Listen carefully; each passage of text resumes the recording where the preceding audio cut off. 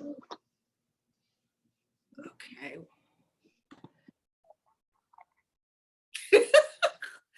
That was loud. Okay, welcome everybody. Rorree here with Totally Rorree International and with Roses, Lavender, and Sage.com.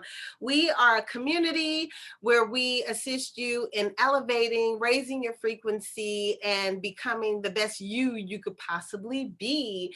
We teach many different arts of manifestation. I should say ancient arts of manifestation here in our little community. So come on in and check us out. You can look in the description box below and see, how to get connected with us. So today we are doing our practice group, and the workshop is for the performing enhancement meditation. All right. So with this program, we do many different types of meditation. We do different types of magical work, prayer work, healing work, and things of that nature. And you're just learning little by little how to, how to tap into your higher selves and create some magic. So tonight we are going to be talking about pentagrams and kind of dispelling any myths, or just getting a little bit more familiar with them. And we are going to review the Kabbalic cross, and I forget everything else. I forget it. Oh, we're going to do this technique. Okay, so when we do our healing component, we are going to do a technique tonight where we do some healing work on a situation. So you guys were instructed to, your homework was to think of one thing that you want to release. It could be a physical ailment. It could be an emotional situation. And I even think I mentioned that it could be a person. Like if you want to just release a person from your life, maybe there's a relationship that you're in and it's time for it to end. So we'll be working on that. If we have time, we will go into manifesting one thing that you wrote down. But I have a feeling we won't get to the manifesting, but if we do, just make sure that you have that written down. And if you are watching the replay of this workshop, please press pause and just get those things in your mind before you get started. So just have in mind one thing that you want to release. It could be a pain. Like for example, I'm going to use it because I have like a crick in my neck that I've had for over a day for sleeping wrong. So I think I'm going to do the crick in my neck as a thing that I want to release. So think of one thing you want to release, one thing that you want to manifest, and the manifestation is over a 30-day period. So I want you to think of one thing that you want to manifest over a 30-day period, one thing you want to release. All right, so first I am going to clear the space. And if you know how to do the Kabbalic cross, you can do it with me. I might also do the lesser banishing ritual of the pentagram. I'm not positive. We'll see how I feel as I'm getting started. So let me go on and stand up and get in position.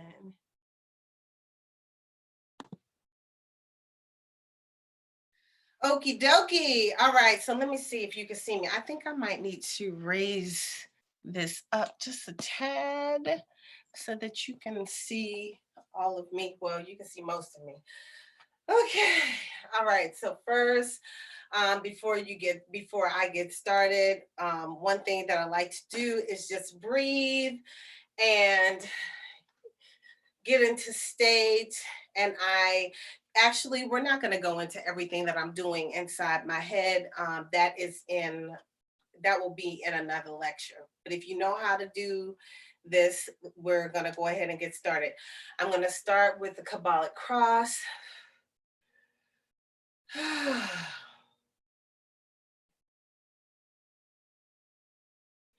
All right, and I'm going to face this way so that I'm facing east. Okay, and let me turn this around just a little bit. Okay, there we go. Okay.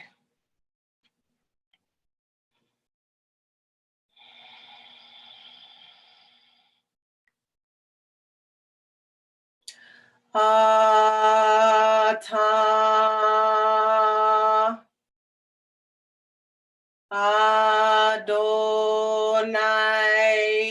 Adonai Malkut Vegebura Vegedula Leolam Amen.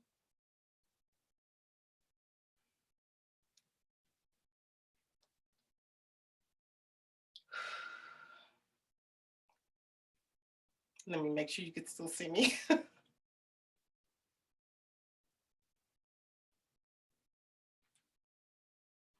Yod He Vav He.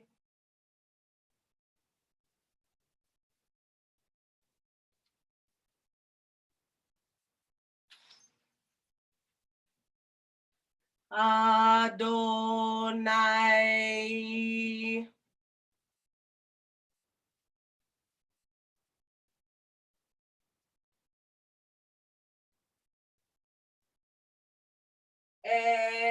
Eheye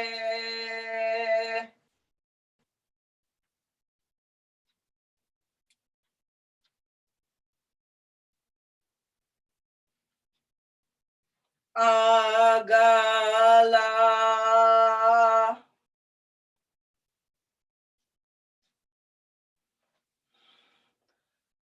Ata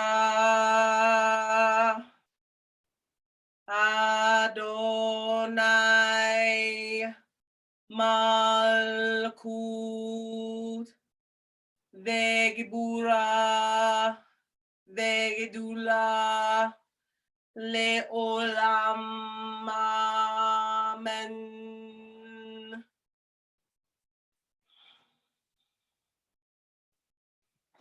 All right.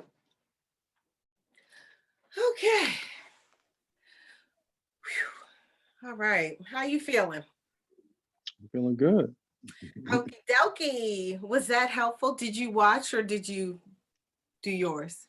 No, I watched because the first part I have down, but it was the second part that you did that I'm still trying to learn that one. So I was definitely watching during the second part, Okay. the So second do you movement. have any questions about the second part? Because we can go through it briefly since you do know some of it. Do you want me to let you know what's going on in my head while I'm doing it? Sure. Or Yes, please. okay, so when I first get started with the Kabbalic cross, so I'm just going to go to the Kabbalic cross so we can, Hmm. just in case someone else doesn't know that part. So when you first get started with the Kabbalic cross, you want to see yourself like standing on a sphere, and like let's say you're standing on the earth, and the earth is like the size of a soccer ball or something, and then you're going to see yourself grow and expand, and you're going to continue growing and expanding. You're going to see the universe, you're going to see the multiverse, you're going to see everything floating around you, and you're like it's bigger than life, and you're looking down at the little earth. Okay, and so while you're doing that, you want to breathe. You can do some Ujjayi breath, which is also sometimes called ocean breath or snore breath or whatever, where you're kind of restricting things a little bit, and you can maybe do some cycles. I didn't do it right here, but I had already done a whole array of the rituals before Okay. I came down here. So I had already done a lot of it before, but you can do a pattern like in 2 3 4, hold 2 3 4, out 2 3 4, something Okay. like that, like in, Hmm. Hmm. hold, out. Hmm. Okay. We did that So last week. Yeah, I remember that. right. Okay. So you can do something like that. Then you get started. So you're envisioning at your crown a star or a gold, not golden, a bright white light here, right? At your Hmm. crown. You know, this is your crown. So you're seeing this bright light, and you're taking your dagger. This is your finger dagger. Okay. This is how you hold your hand. This is your little finger dagger. And your dagger is going to go up into the star that is at your crown. Okay, and you drag the light down. You're dragging the light down into your third eye, into this area here, your ajna, your pineal gland, your blue pearl, whatever you want to call this area in here. So you're going to bring the light down here. All right. And I think we talked about what we're kind of like creating our body into a cross, the Kabbalic cross, right? So your body is becoming illuminated with the energy of the cross, and you're vibrating the tones of the gods associated with the different points, the different stars, and the points are associated with the different chakra or spheres on the tree of life. Okay. Okay, so I know I said a whole lot there. Okay, so you're envisioning the light coming through you, and the light is going to form a cross through your body. And then when you touch your dagger to this shoulder, your right shoulder, you're going to envision the star, the bright star that's here on your right shoulder. It's going to go shooting all the way to infinity. So the star here, shoot the light. When you go here and say Ata, the light is shooting up to infinity, okay? And then as it goes down, so now you're here, and this is optional. This is not the Golden Dawn way, but this is optional. You can say Adonai, which is here. I believe Adonai is my Lord. I'm not sure. All of this resembles the Lord's Prayer, okay? So Adonai, okay? And then you turn your dagger downward. So if you're using an actual consecrated dagger, then you will be holding your dagger versus your two fingers, all right? So when you turn your dagger downward, this is one of the few times that you would point your dagger at the ground. You usually keep your daggers pointed upward or out or something like that, but not down. But when you're going to Malkuth, which is the root knowledge, the root or the foundation, so you go Malkuth, okay, and you can say Malkuth with a TH or a T. It's spelled both ways. It really doesn't matter. So when you're doing that, you're bringing the light all the way down and all the way down your feet. And so now you've got this part of the cross. Then you hit your shoulder, you poke your shoulder with the dagger, and then this light goes that way. And then you tap you vibrate the tone, and now this light goes that way, and all the lights are going to infinity. Then it's Leolam, Amen, or Aum, okay? And it's very important as you're doing this to vibrate all the tones, okay? So it's Leolam. You hear how you can hear a vibration on all the tones, okay? Because these frequencies are very important. The frequencies help the magic to work. The tonality helps everything to work, right? And then this is Amen, or it could be Aum. All right, either way. All right, so that is the Kabbalic cross. Then when you're doing the lesser banishing ritual of the pentagram, you're going to walk towards the east, position yourself towards the east, and then with your dagger, your banishing dagger, you're going to create a pentagram. All right. When you create this pentagram, the pentagram is a fiery white light. Okay. So you're creating this pentagram, and it's up, down. Okay. Because it's different ways that you can create a pentagram, and the different ways that you create the pentagram means different things. Okay. So for this one, the LBRP, they call it, all of our pentagrams are going to look like that. All right. So you're going to go from your left, you're going to go up, down, and okay. So it's left up. Okay. Now, the pentagram is huge. Okay. So you're creating a circle of pentagrams around your space. All right. And you're kind of consecrating this space. You're releasing any negative energies or entities from this space. You're releasing anything that doesn't serve you from this space. Okay.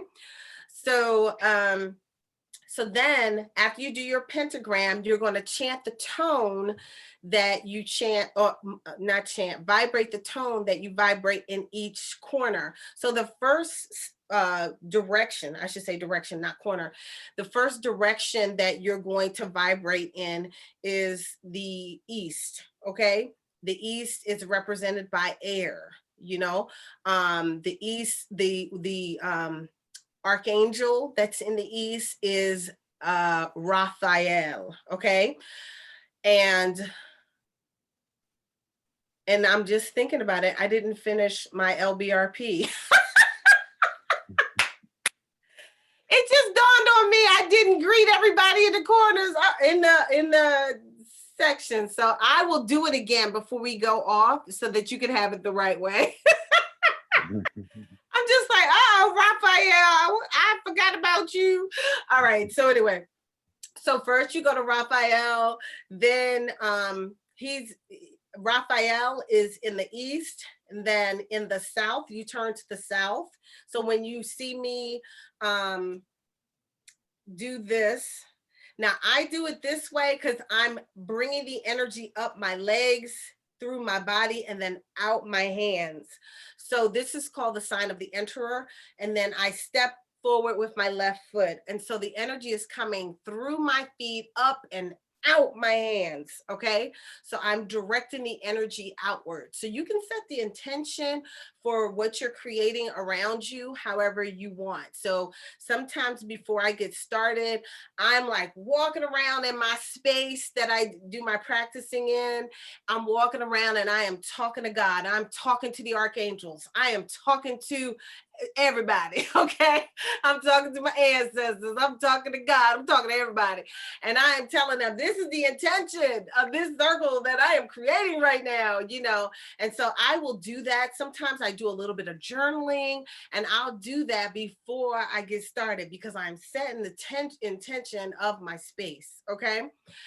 So when I bring the energy up and push it out, it depends on what I'm doing.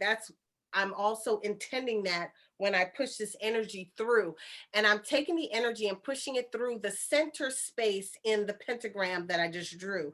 So I'm looking at this bright, lit pentagram, and then I'm taking the energy and pushing it through the middle, and then I seal it with the sign of silence, which is this. I know you see a lot of stars doing this and saying shush, okay? It's called the sign of silence. And so when you step out with your left foot, and then when you come back, you bring your left foot in and you come back and you just do the sign of silence.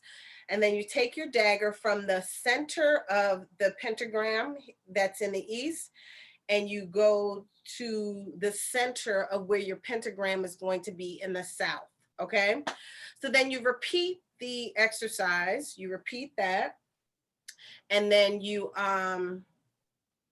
in this corner, you're gonna vibrate the words Adonai. So you're gonna do your pentagram, and then it's Adonai, and then you silence, and then you take your dagger to the next side of your space, and that would be the west. And then you do your pentagram in the west, and then you bring up, you do the sign of the Emperor. That's what this is. And then you seal it, but this it's yeah, okay? When you do this one in the west. And then in the south, then you do the same thing, and the sign, the tone that you vibrate in the south is Agala. All right. Raphael is in the east, in the south. Oh, that was north. Oriel is in the north. Okay. So Raphael is in the east. Raphael is represented, that the east is represented by air. The south is where you go to next. The south is fire. And so like your air signs and everything will be, I mean, your fire signs will be over there in the south, like Aries will be over there in the south with Michael. All right. And then behind us would be in the west, and that would be Gabriel, or Gabriel. Gabriel is how we vibrate it. And then in the south, north, in the north, would be Oriel. All right. So, and I forgot to tell you, in the west is water. So sometimes when I'm saying behind me, or when I'm doing my pentagram in that area, I'm also seeing whatever earth element is in that area. I'm also envisioning that. So not only do I see the pentagram that I just drew, but I might see wind blowing around, and that would be where Raphael is, where the air is in the east. Or when I'm looking over to my right, which would be where Michael is, Mikael, I might see fire and flames over there, right? And then behind me, where Gabriel is, I might see, because it's water back there, I might see the ocean and waves. And then to my left, which is in the north, I might see mountains and different terrain, because that's earth over there. And that's where Oriel is. I might even see colors. Sometimes I might see yellow in the east. In the south, I might see red. In the west, I might see blue for water. And in the north, I might see like brownish colors for maybe the mountains or whatever. So I might see these colors. So these are different things that I'm incorporating into the vision. So I'm seeing like this comprehensive vision, along with this beautiful white and purplish bluish light, like flaming white in the pentagrams. So I'm seeing all of that. So at the end of the LBRP, the part that I forgot to do, after I finish doing it, sometimes I stand there and I see everything that is around me, because one of the things you say is, for around me flames the pentagrams. And from, you could either say from within my heart, or from this pillar, flames the six-pointed star. Okay, the six rayed star, and that's the Star of David. We do the Star of David here when we're doing the 144 harmonics. I think you remember that, the Merkaba and stuff like that. Mm-hmm. We've used the that particular one. So you want me to do it again really quickly, the right way, or what? I think, So you yeah, can see it the right sure. way? Yes, please. Okay, and my apologies, my brain just, I don't know where it went, but it shown up left what I was supposed to be doing. Okay, so should I do the whole thing? I'll do the whole thing, but I'm gonna do it really quickly, okay? All right. Ata Adonai Malkuth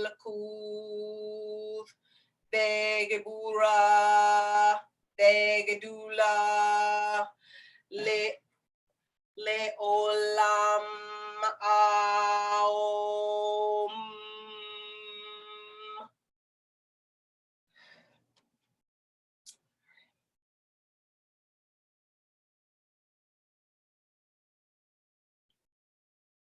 Yod He Vav He.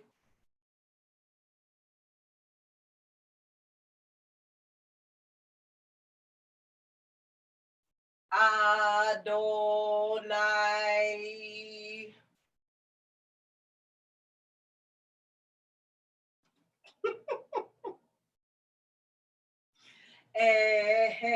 Yeah.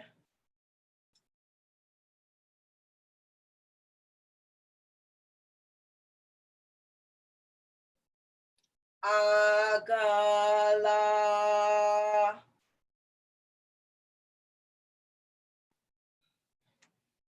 Before me, Raphael.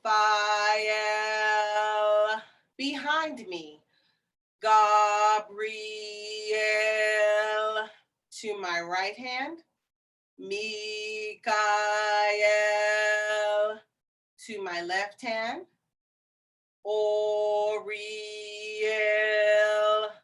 for around me flames the pentagrams, and from my heart shines the six-rayed star.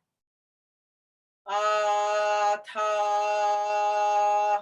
Adonai Malkut Vegebura Vegedula Leolam Maom. All right, so I did the whole thing that time. Okay. All right, so how was that? It was good. Did That you was real pick up good. anything? No, no. I mean, I definitely saw how it just flowed, and you definitely make it flow real real smoothly, and just like how you transition from each position to the next. It was good, and you made it look very simple. So that was good because I wasn't sure how complicated it would be, but just seeing you do it, it looks pretty good. I know when you read the directions, it's like harder than doing it. Right. And it's like, you gotta do what? You gotta think of this, you gotta envision what, and you gotta Mhm. what have? Yeah, so anyway, so definitely practice several times a day if you can. Um, Even if you can't do anything, at least just do the Kabbalic cross. And you see how quickly you can do it. Yeah. But to me, the quicker I do it, the less I'm focused on all the floating pieces. And I really enjoy the floating pieces. So I like taking my time because I like seeing all the energy with it, you know? Hmm. So do whatever, however you like. But anyway, okay. So we have any more questions about that? No. Okay, so part of the homework was for you to tell me a little something, something about pentagrams. Because, okay, so when I see a pentagram, like back in the day when I was a kid, I just thought a pentagram was a star. Okay. Mhm. And I ain't seen nothing wrong with no pentagram. But now it seems like pentagrams are heavily associated with nefarious things. We would call them nefarious things, and people feel some kind of way when they see a pentagram. Even me, I might see a pentagram and think of the Bappity Boo, as some people call Mhm. it. One thing that I know, that there is positive and negative, there's light and dark with everything. Everything. There's light and dark within us. You know what I mean? There Mhm. are parts and pieces of us that, I mean, we all come together and become a whole with the light and with the dark. That's just how it is. You know what I Right. mean? You haven't gone off one time and felt like, woo, that came from a really dark place. You know, that's because we are everything. Everything is interconnected. You know what I mean? So, you know, some people say stuff is so bad, but really is it? You know, is it? You know, and I know that I do find myself judging sometimes, and I have to reserve that. I have to pull back from judging when I see any of the stars, you know, because Mhm. a lot of things came from one point and were borrowed and used in many different ways. So you can use these tools for good or what we may think is bad. Okay. Mhm. So we were trying to look up the positive things about the stars. So did you find anything about the pentagram? We're talking about the pentagram today. Right. Well, I did find a bunch of things, but two things that kind of stood out to me that was interesting was 'cause I was more so interested in like the early history of it, and I did discover that apparently there were pentagrams on Sumerian pottery, and we all know that the Sumerian civilization was the first identified civilization on the planet, and so I Mhm. found it interesting that you actually had pentagrams that were etched into that type of pottery, which I found to be very interesting. And then also I found out that at different times throughout history, apparently the pentagram was seen as a symbol for Mesopotamian gods and goddesses, particularly for Marduk and Insar. So there were two Mesopotamian goddesses, and they actually used the pentagram as a symbol for them. So like I said, like I didn't realize how far back the use of the pentagram went. So I found that to be interesting. Okay. Now we see that the pentagram is sometimes used, and depending on which way you turn it, it resembles different figures, you know. So Okay. people want to say that if the pentagram has the 2 points upward, then that's what demonic or something. Mhm. Um, and that I don't know. My pentagram it has a point at the top. So I guess like that's the inverse pentagram, or a pentagram tilted over or something like that. So I don't study demonic stuff. So I don't know. I can't I can't really share about all that, but I know like some people every time they see a pentagram, they might even turn it around and they'll say, "Oh, look, there's a pentagram. Look at it." And they look on its side and then they try to put a goat in the pentagram, Mhm. you know? And it's just like, but it was even on its side. So like it wasn't even with the things up. It might have been Right. like this, you know, with 1 point up, but they still want to put the goat over there. And I just feel like it depends on who you're talking to and where their bias lies as to what they're going to see when they see a pentagram. All right. So, okay. So now one thing about the pentagram, do you know what the different points represent in the pentagram? No. Okay. So the top point represents spirit. So the top point is the spirit. And then the point over, so I guess it would be, so let's say if this was east and then this is water. Water is, I'm going to write on this with a pencil. So let's see, this is east and this water is, where did I say the water was? Um, I don't recall. I was writing the top point is for the spirit. Right. Okay. So the top point is for the spirit.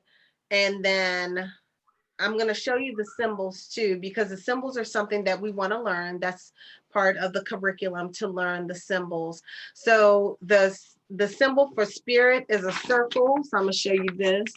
So the Okay. symbols for spirit is a circle.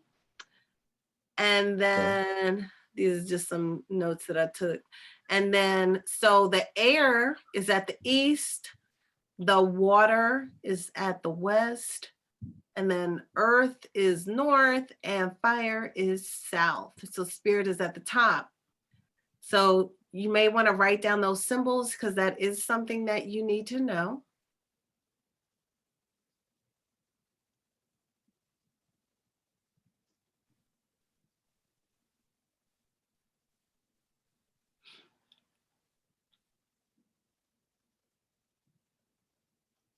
Fire and earth. Okay. Got it. All right. And so one way, because I just to study, I found it easy to study, is you just draw the symbols. And this is how I studied to learn how the symbols corresponded. So I started with fire. I'm gonna just draw it the way I do it. I start with fire and then I go to air and then I go to earth, I think, earth. And then I go to water. And then I draw, it makes it easy to remember what they supposed to look like. So let me see. All right, so this is how I do my notes to remember it. So it's FAEW, fire, air, earth, water. And I draw it like that because I'm like, oh, that is so easy to Mhm. to remember the symbols. Right. Okay. I see. You Okay. got it? All right. Yep. Hmm. Okay, so and then okay, so fire is the description of fire would be hot and dry. Okay, hot and dry. And then with fire, you're going to have Archangel Michael or Mikael if you're vibrating the tones.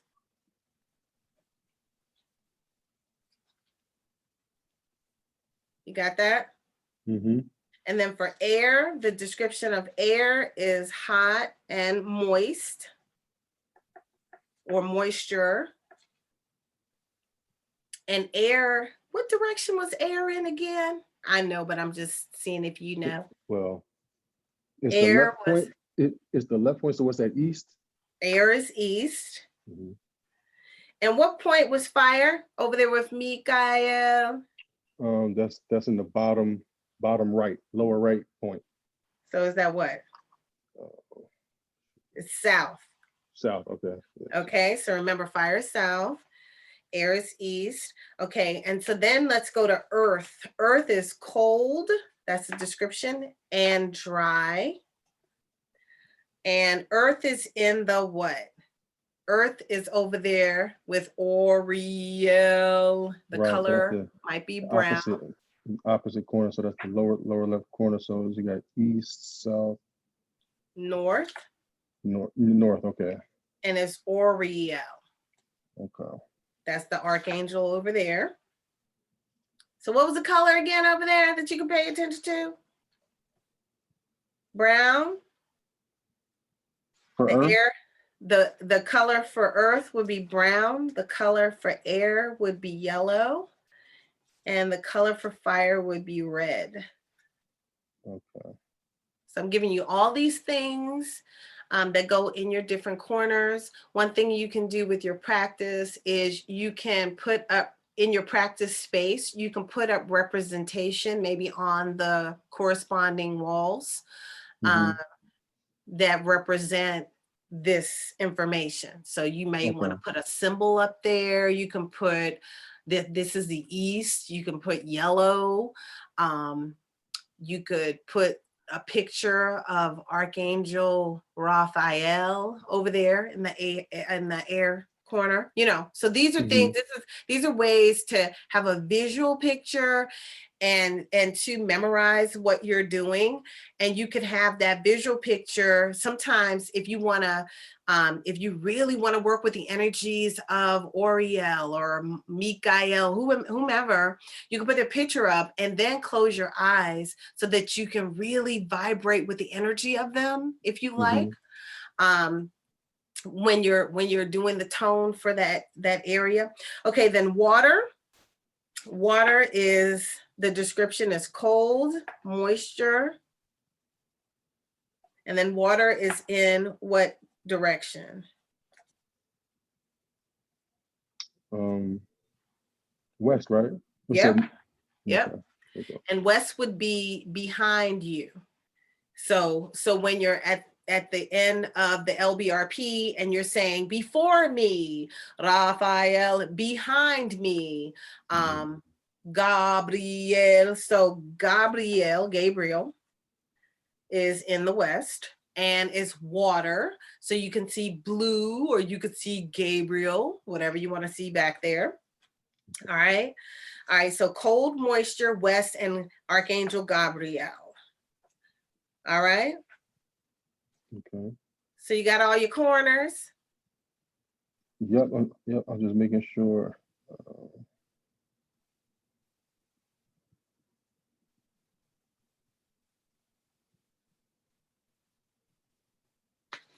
Okay. Yep. All righty.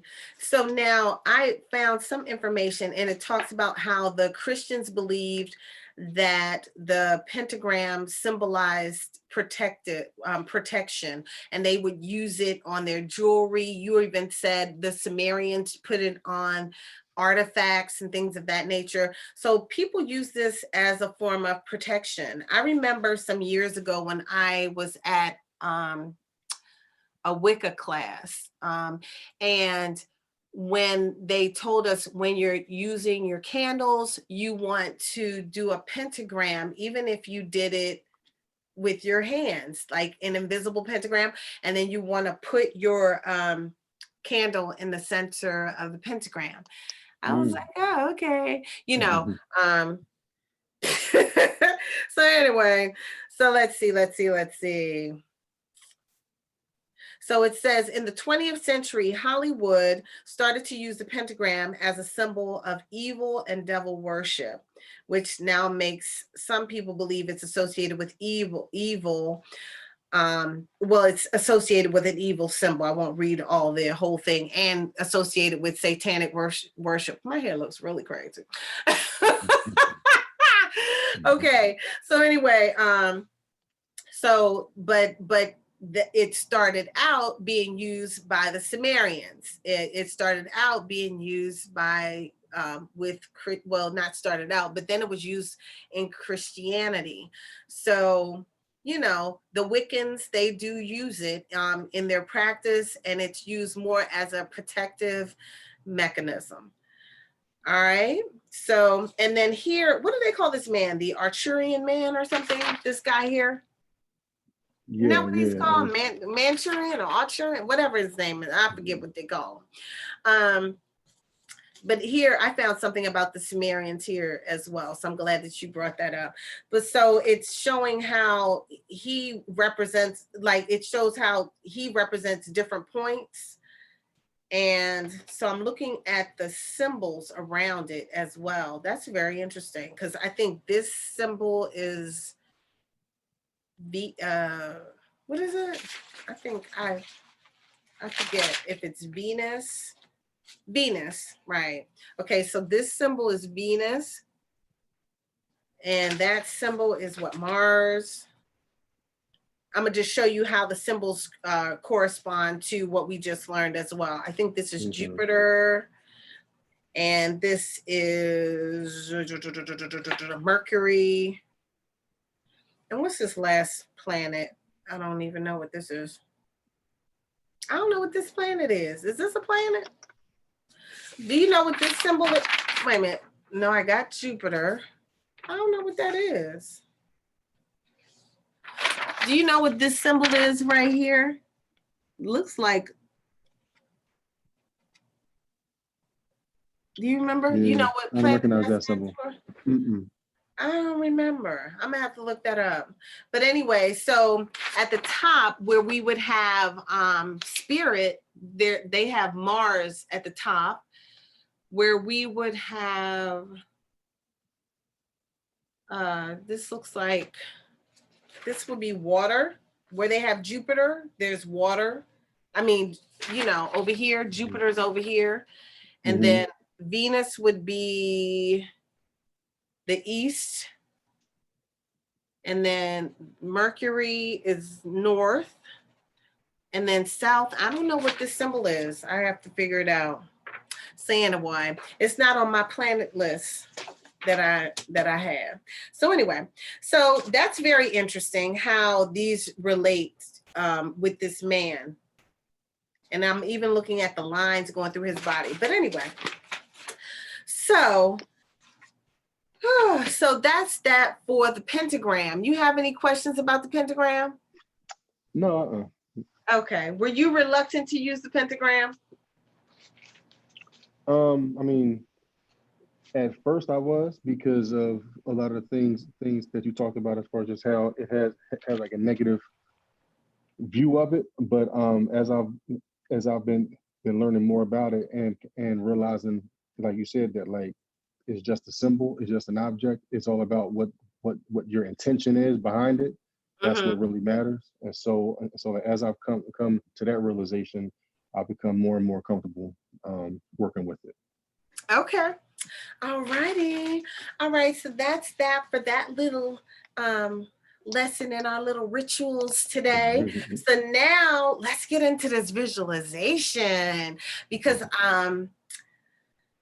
I've been learning different tools and kind of merging them into what I do as well. And when I was doing this one, I was like, ooh, we got to do this one in the class. And so let me see, how's this pain in my neck going? It's all right. I still feel it. I still feel the pain. So that's what I'm going to focus on. All right. All right. So let's get started. So I want you to close your eyes. And we are going to take a deep breath in through your nose. Let's take 13 deep breaths in through your nose and out through your mouth.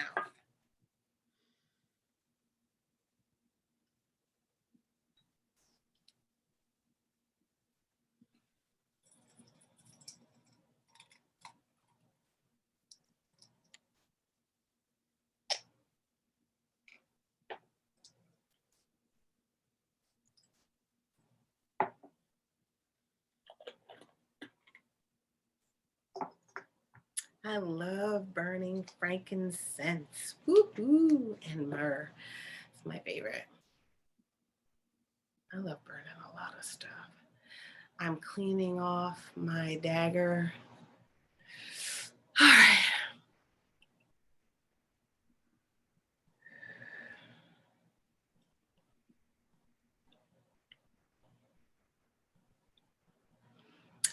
All right, so first we're gonna just start with running our energy.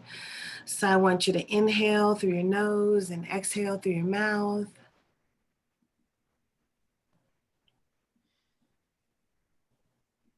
And I want you to see yourself out on an imaginary screen out in front of you as you inhale and exhale.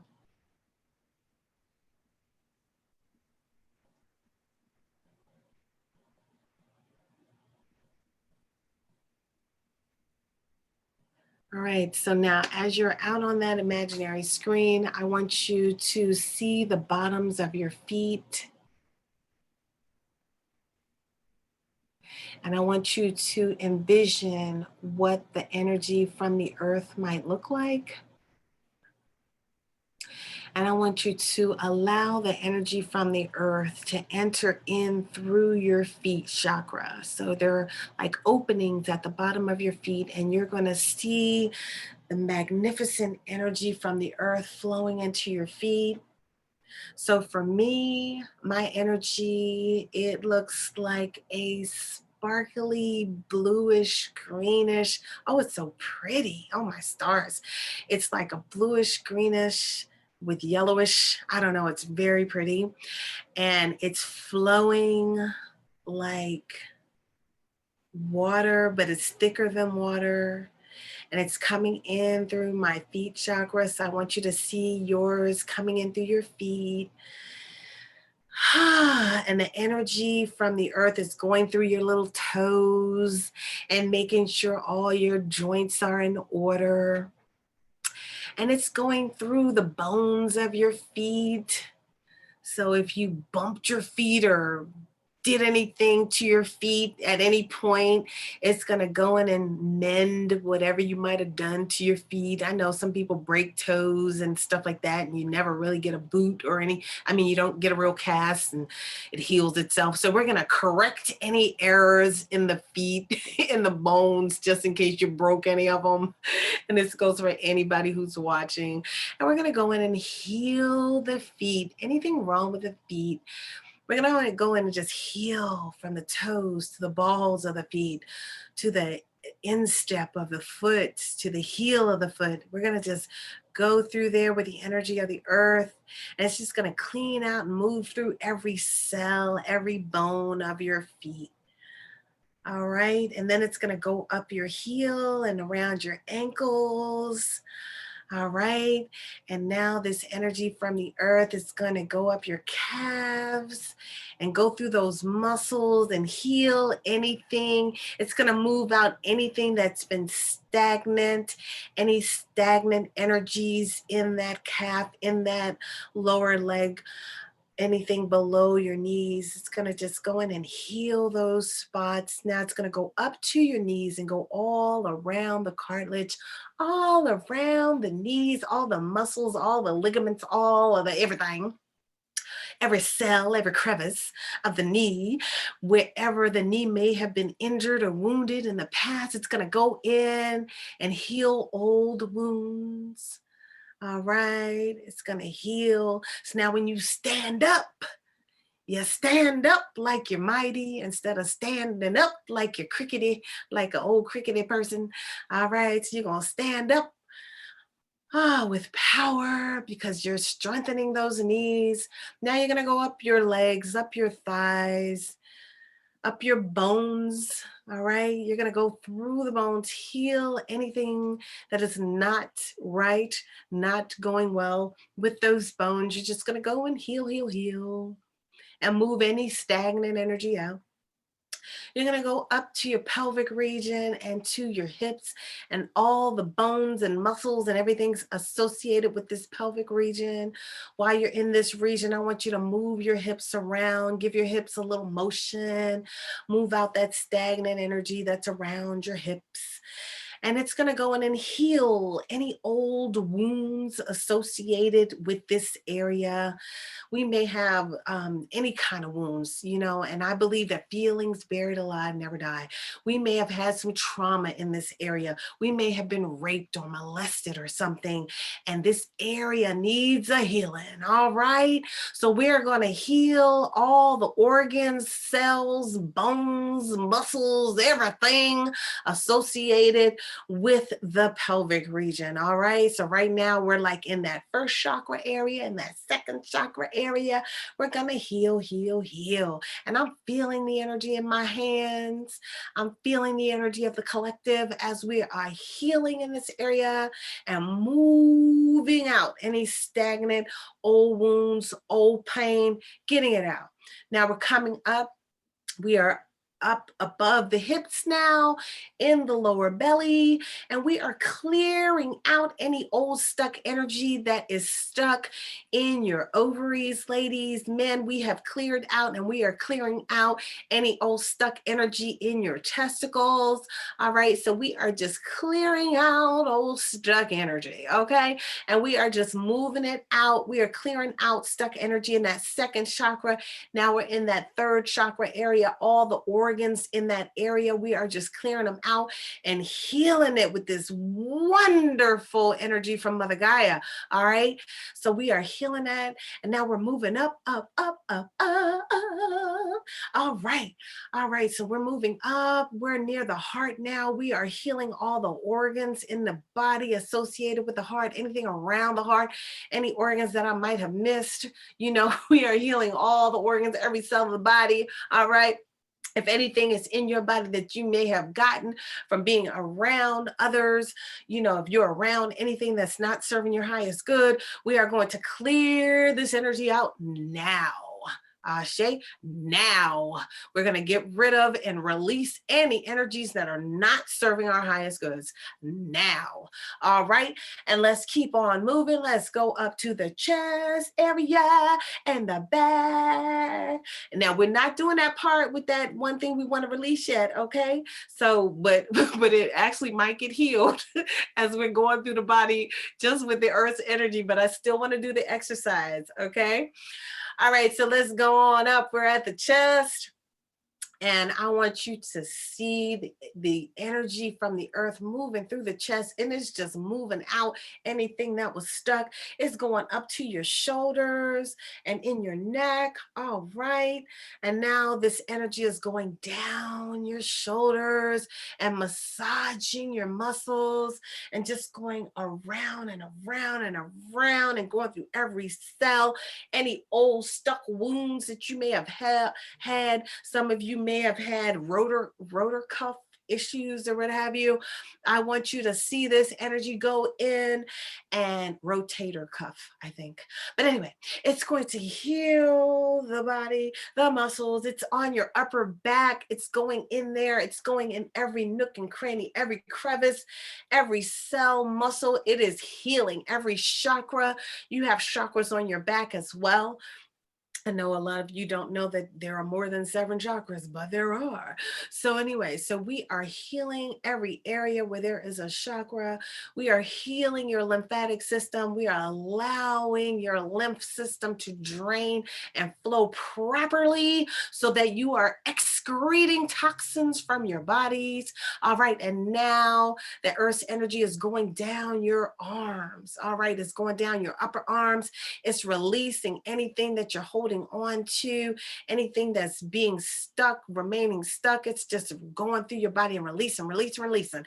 If you're having joint issues, it's going through your joints and it's massaging your joints and giving your joints some life. Sometimes your joints might need some lubricant. So it's going to lubricate those joints so that the pain goes away. All right. And now it's coming down your forehead, hand, arms, coming down to your wrist, through your wrist, and it's knocking out anything. If you got some carpal tunnel in there, it's moving it out. It's just pushing it out. All right. It's going to push it out and it's pushing, pushing, pushing, pushing, pushing. Now it's going down to your hands. All right. And this energy from the earth is going down your hands and it's going through every nook and cranny of your hand, every cell, every muscle, every ligament, every knuckle, everything on your hands. This energy is going down your hands. If you are having arthritis in your hands, it is lubricating those joints. It's giving those joints everything that it requires. It's giving it some spiritual, what's that oil that you take? Omega-3. It's giving your joints some spiritual omega-3, okay? You got the omegas floating around, the antioxidants are all left in this earth energy flowing through your body, flowing all through your hands. Now it's going out your hand chakras into the space around you. It's filling your aura. 3 feet around you, above you, beneath you, behind you. It's filling you all up with this wonderful, wonderful, wonderful energy from Mother Gaia. And it's filling you up. And now we're going to go back to the body and it's going up your neck. All right. Any cricks you have in your neck is going to be moving the cricks out. It's going to be getting into that crick and working, working, working into the crick. If you got a crook in your neck or whatever they call them, a crook, a crick, or whatever. All right. So it's going all up your neck. So I want you to move your neck around and just enjoy and embrace this healing energy. And now I want you to allow it to go up your head and it's going to fill your mouth. So it's going to come through. It's going to fill your chin. It's going to fill your mouth. It's going to fill your gums. It's going to fill your teeth, the bones in your mouths, any ailments. It's going to fill your tonsils, your throats, it's filling everything. All right. Your sinus cavities, your nasal cavities is going up your face. It's filling you up and pushing out anything that's not serving your highest good. It's pushing it out, moving it out, busting it up. If you've got congestion in your head, it's going to bust up that congestion to let it flow out. It's going to release and eradicate anything that's not serving your highest good. It's going to go through all the organs in your body, every cell of your body. It's going through your brain. It's going through and it's healing and it's bringing you to a place where you are at your utmost, your optimal. You're going to be able to use your brain to the highest, to the fullest that you can. Now it's going up your crown, going up the back of your head, up your crown, and now it's coming out the crown of your head, flowing into the space around you. Woo, that felt great. Now, I want you to see the top of the multiverse. The top of the multiverse. I want you to see the energy at the top of the multiverse. Your beloved is up there with God, Oladamare, with your ancestors, with your guides, with your angels, with the archangels, with the ascended masters. All of their energy is going to come collectively for you and it's going to come down and it's going to look like whatever you want it to look like. Mine is really bright. It's so bright. It's blinding me right now. So I want you to see it coming down and it's coming down to give you further healing. All right. And to solidify that healing, like we were talking earlier about the sign of silence. The sign of silence kind of seals the deal, solidifies your efforts where you are. So this energy coming down is going to seal the healing work that is going through your body at this time. So I want you to see it come down through your crown. I want you to see it come down in your head. It's going to fill your head, your neck. It's filling your shoulders. It's filling your arms. It's filling your hands. It's going out into the space around you. It's mixing with the energy from the earth. You can see the mixture of energies. It's beautiful. Looks swirly. Woo! It looks beautiful. Mine even has a little sparkle to it. Oh my. Now I want you to see it coming down your shoulders, coming down your back, coming down your chest, just feeling your torso with this wonderful light coming from your collective consciousness, coming from your beloved. It's filling your torso. It's filling your pelvic region. It's sealing off all that energy. It's going down your legs, going down your thighs, going down through your knees, through your calves, through your ankles, through your feet, out your feet chakra, out into the aura. You can dance around in it, see it all around you, spinning all around. You are immersed in the beautiful healing energies from Mother Gaia, from Source Creator, from your ancestors, from your guides, from your angels, from your collective. Now I want you to look out on that imaginary screen. And I want you to see whatever was ailing you, that one thing that you want to release. I want you to see it out there on that imaginary screen. You can see it as a color, if it's thing, or if it's something that doesn't have a physical form. You can see it as a color out there on that imaginary screen.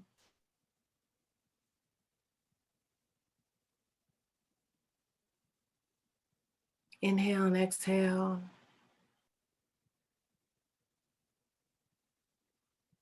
I want you to take the healing energy from the earth and from your beloved, and I want you to infuse it into your vision of your ailment, whatever it is you're trying to release.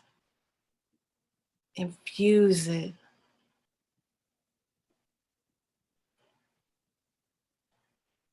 Release anything from your vision that's not serving your highest good.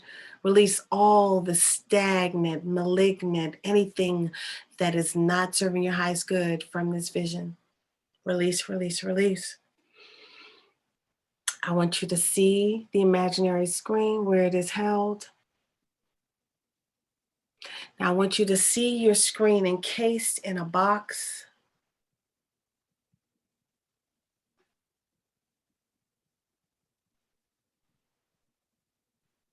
I want you to take the box on that screen, that's around that screen, and make the box smaller.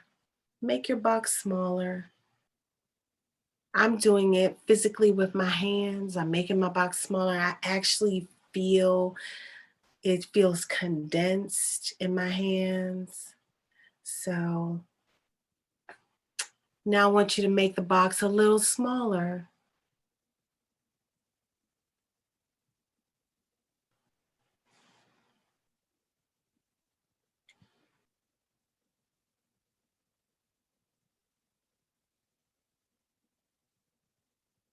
Now I want you to make the box a little smaller.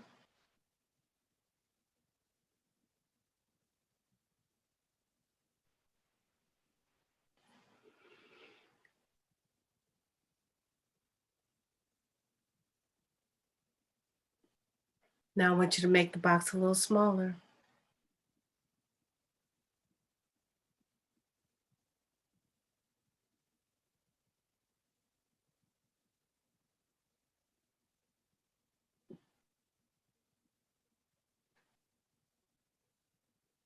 I want you to feel your box and tell me what it feels like. What does your box feel like?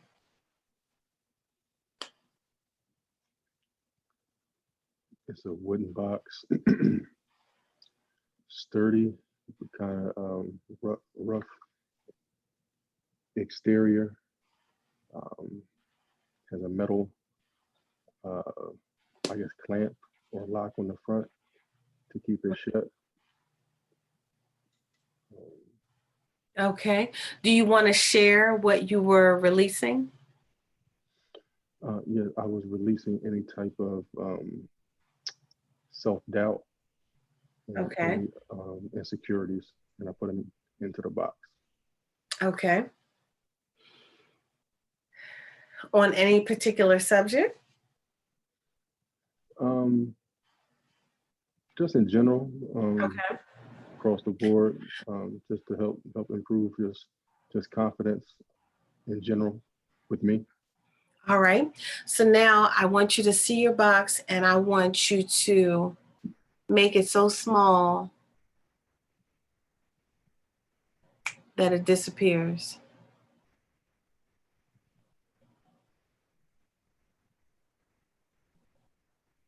Is your box gone? It is now, yes. Okay.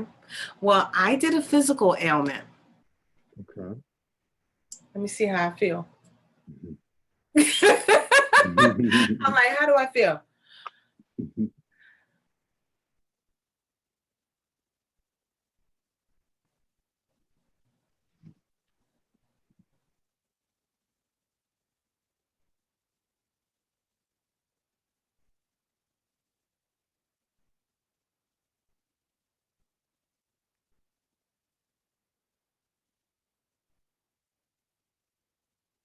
I was doing my boxes again. So I'm doing mine one more time. So Okay. that's why I'm quiet.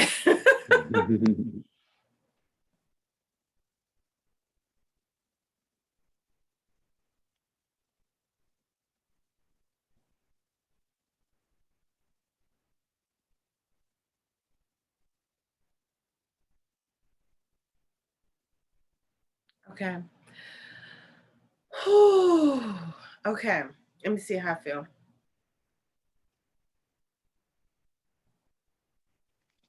Okay, so I don't feel the pain right here.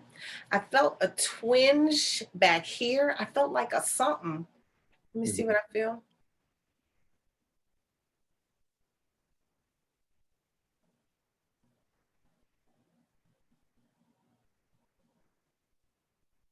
So I felt something lightweight back here. Just I was trying to feel, where do I feel something? Mm-hmm. Okay, so the pain that I was feeling right here, I'm not feeling that, but I feel a little residue of something back there. So I'm gonna do it one more time just for the one spot. So I'm gonna do it one more time. Okay.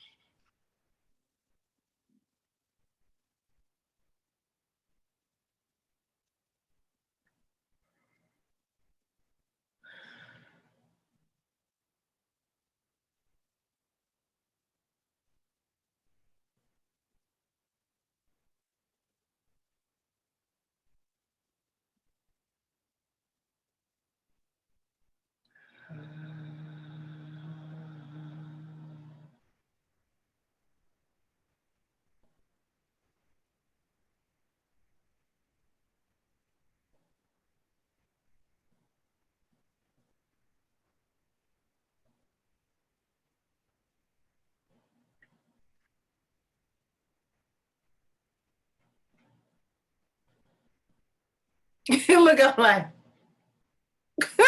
okay, so I don't feel it. Okay, so the method with the box did not work totally. My regular method, my regular method kind of released it all the way. Like, so I literally went into the spot, which might have been the origination. That might be why that spot was still there. I don't feel it anymore. And then I went to the actual spot and released it. You know, I kind of drained it, whatever it was. So Okay. the box method didn't work in totality for my pain. Okay. Boo-hoo! I wanted to try it. I guess so far I'm gonna stick with what I got. Cause Exactly. I mean it kind of worked. it got rid of the the pain that was in here, but Hmm. this may have been radiating from, like, I think the original pain is a vertebrae Hmm. in my back. Okay. I feel like this is just radiation from the pain. You know what I mean? Hmm. Yeah. So that spot, I feel like that was the where it originated. So it worked somewhat. So let's Hmm. see how it works. Do you have a way of testing um the confidence? What was it? Confidence? Yeah, confidence and just insecurities. I was kind of thinking about that as you were talking, and like I don't think it's going to be a way I can test it tonight. Um, I'll definitely be able to test it tomorrow throughout my day in general. So I'll be able to give you an update tomorrow throughout the day and see if I can tell a difference. Okay. I know when in some retreats that I have done, like we have a recipe for prosperity retreat, Hmm. and these were live retreats that we used to do all the time. Hmm. And there were some exercises that we did that really it took confidence to the next level. And I actually learned some of them when I took method acting in San Francisco. Hmm. So like, and I was just like, this, what is this? I didn't even understand. I was like, because in method acting, you're tapping into yourself, really, Hmm. to uh, create that emotion. So you tap into yourself a lot in the classes, in the workshops, Hmm. right? So I was like, this feel like therapy or something, especially from somebody coming from a social work background, because Right, you got right. to tap into pain, painful emotions to bring in that energy into Hmm. the part, whatever you're Right. doing, the role. And so, but some of the exercises that we did really, I mean, they really took my speaking to the next level. Wow. Okay. And I was like, wow, Mhm. it really helped to be uninhibited. Um, and if you hear me talk about it today, is to not care what people think, but back then that's not how I would have worded it. But it really helped to just be and go with the flow, and just be who you are. I remember one of the exercises we did, um well, let me think, how did it go? I would have people get on the stage, and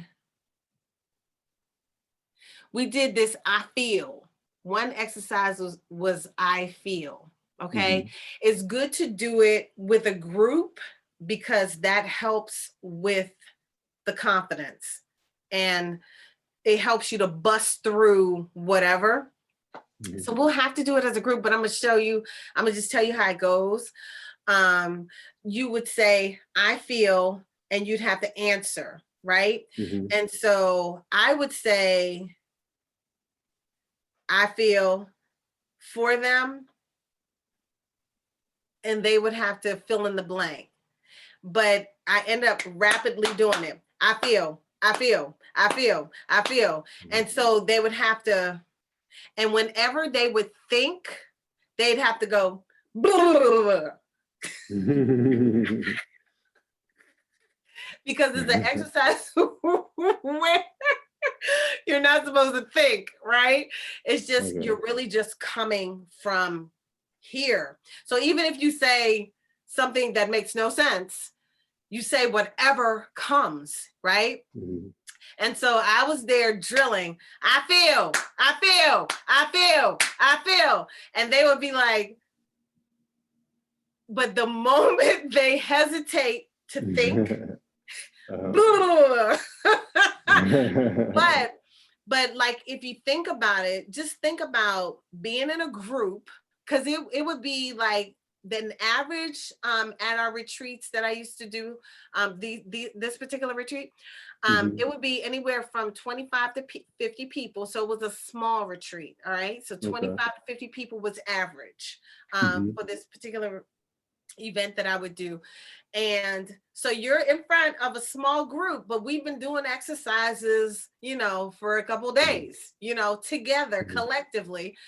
Mhm. And so now you're on stage by yourself. Well, I'm there drilling you, and you have to tap into your feelings without thinking about them.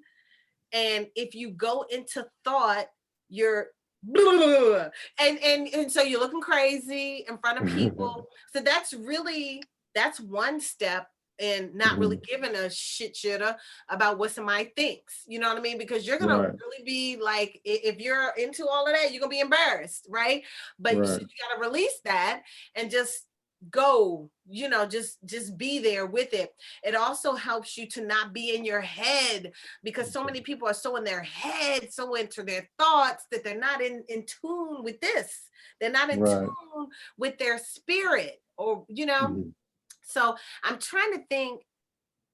You lose the embarrassment part of it that helps Mhm. by doing it by yourself. Right, right, right. So maybe it's something we could do as a group, maybe on this type of platform, if during one of our classes. But I'm telling you, this exercise, plus we did plenty of other exercises, but this Mhm. helped because I work with entrepreneurs, and they would have to talk to people, market themselves, be able to read somebody, because a lot Mhm. of times in sales you have to know how to read who you're talking to. You have to know Right. how to listen. You have to know how to respond, and you have to be in tune with yourself so that you can be in tune with the other person. And you can't be all scared or Mhm. anxious, because Mhm. then you're not going to be in tune with who your prospect, the person that you're talking Right. to. You're not going to be in tune if you're full of anxiety. So I taught them these exercises to use, and they would use them before they would go out, Mhm. before they would talk to a client, Mhm. because the client could be saying, I'm really interested, but yada, yada, yada. And if you keep bulldozing over them, you're going to totally lose them as a potential client, because all you're thinking about is your light bill that needs to be paid. Right. And so the exercises really help. I mean, I know that was just a simple one, but just these simple exercises took people to the next level. And I recall when we worked together, because I trained thousands of people to help them be successful in entrepreneurship. Mhm. And to this day, they will say that the things I taught them, they still use to this day in their businesses, with their staff, whatever, because they really work, and they're so simple, but they Mhm. really take you over the edge. And I don't think I've ever gone backwards, even if I don't do some of the things anymore. Like I didn't go backwards. You know what I mean? Okay. Like Yeah. like Mhm. after I reach a certain level, I didn't step back after Mhm. overcoming the different obstacles, because one of the public speaking, that's like the scariest thing on the planet. You know what I mean? Right, For right. many people. And so it really helped me. I used to, like, after doing a lot of these exercises in my method acting classes, people were like, you're different. But it was Mhm. because that thing was gone. That Mhm. that thing was gone that made me scared to of what you were thinking. That's like the biggest thing. Like, you're talking to an audience and they're looking at you. And I know, like, some people they call it a resting bitch face. Like, you just, Mhm. Yeah. Uh-huh. so I have that, right? So when I am in the audience, because I know what it feels like to have an audience looking at you like that. So when I'm in the audience, I'm looking like this, or at least I'm trying to look like interested. I'm trying to overly show it, because I know if I get too deep in thought, I'm gonna be looking like this. And, Right. and that's gonna make you feel like some kind of way. But so as a speaker, you got to get used to the fact that, oh, that's just her resting bitch face. Right, right. I'm not going to allow that to affect me. Or you learn how to find that person in the audience that doesn't have that face. And so oftentimes, if I had an audience full of people that look like, I would find that one friendly face. And sometimes I would even put that friendly face in the audience. Can you sit right there, please? Because if everybody looking at me crazy, I need to be able to look at one person and not feel crazy coming at me. And then the more you practice, the more you do the little things. There are even little things you can do before you have to speak or before you have to talk to somebody. And I know I'm just talking about confidence when it comes to speaking and stuff like that, because that's something you could gauge. You could kind of gauge, how did I feel when I was Right. presenting in the meeting at work or whatever, you know. Another thing you could do is check in with your body. I call it saying hello, right? And so you can see your body out on the imaginary screen, or you can just envision your body right here. And you go from your feet all the way up your body, and you just say hello to every part of your body. If you're having a pain, like I was having that pain, I could go to the pain and say, hello, how you doing? And I could talk to the pain, and I'll listen to see what the pain is saying. Who is that? Like, whenever it's a pain, I'll be like, who is that? Like, and I'd have a dialogue with the pain. Why are you here? Like, are you here for a reason? Like, Right. you know, the pain may tell you it's from a certain person. You know, a lot of times pain in your neck is from a person, you know, and so you can ask, is this somebody? Who is this? Who a pain in my neck? Okay. And honestly, you start talking to the pain body, you'll notice the pain body will go away. And all the pain body needed or desired was some communication or to be acknowledged, you know. And so, like, before you go on, you can do a quick run through with your body. You can talk to whatever you find in your body as you're doing a quick go run through with your body. And that could be your check-in. And then you could be ready to go. You know what I mean? But just that mental check-in kind of helps you. Running energy through your body, that's what we did today. We ran energy through our bodies. That is, we call it running your energy. So we ran the earth energy and the cosmic energy through our bodies, right? And you can do that different ways. I did it the way I did it today. You can do it many different ways. But you could do that in a nanosecond. I could, in a nanosecond, I could see myself on an imaginary screen. I could take some energy from the earth and go zoop. I can take some cosmic energy and go zoop, and I could see what it looks like and see what I look like with the energies running through my body, and I'm finished. You know what I mean? So you can do it as quickly as that. So let's say you're about to go into a meeting and like you might be apprehensive. I know I used to be apprehensive. I still get apprehensive. So maybe I need to do this before my meetings. Sometimes because I might want to say something and I just won't say anything. And then when I do want to say something, I'm like, excuse me, hi, can I say something? Where everybody else just busts in and start talking, right? And I'll be like, hi, I'm here. I want to say something, please. You know, and that's because of that little apprehension. So maybe before those sessions, I'll do my own little check-in so that I just bust in like everybody else in a conversation. So try it when you go to. Do you ever get apprehensive when you got to talk in a meeting? Most definitely. Most definitely. For sure. For sure. Okay, so try it before your next meeting where you know you may have to say something. Just try either running your energy or try just a check-in or something. Talk to your body. Try something quick, and then go into your meeting and then see if you perform a little differently or feel a little differently when you open your mouth, you know? Okay. Hmm. I remember I used to get like I would have all A's in a Hmm. class, and then I would get like a B because of class participation because I never would say anything. I'd be like, Hmm. wait, that's some shitter. I didn't think that was fair. All right. Right. But even through college, that used Hmm. to happen to me. I would get Hmm.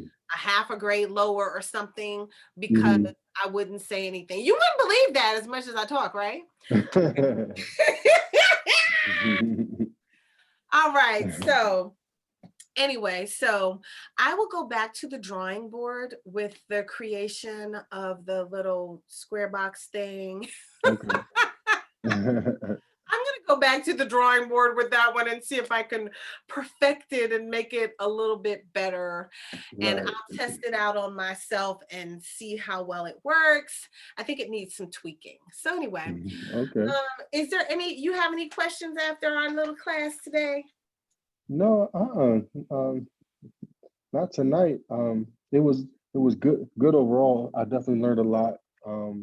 And I know what to work on as far as just like studying the symbols of the pentagram and things like that. And you broke it down in a way that was easy to follow and easy to comprehend. So uh, I think I'm good tonight. Okie dokie. Mhm. And remember to study the symbols. That is part of the curriculum that Mhm. would have to be mastered. Okay. Okay. All right now. Well, I had a wonderful time. I really didn't like my hair today. It's like totally not shaped, but yeah. Anyway, like you would care about my hair. But I had fun. All right. So regarding my stone, I am wearing my citrine and on copper. So this is citrine on copper. This is labradorite with copper. And I get my stones from Prosperous Network. You can find him on Instagram. All right. You can find me in the description box if you want to be a part of our community. We have a community just for women, and we have a community for women and men. And it is in the description box, but you can go to roseslavenderandsage.com and find both communities there. Have I left out anything? I don't think so. You don't think so? I don't think so either. So I will see you guys in the next one. I had a great time. Thank you for showing up. Thank y'all all who watched the replay, and have a wonderful weekend. All right. Peace. All right. Peace.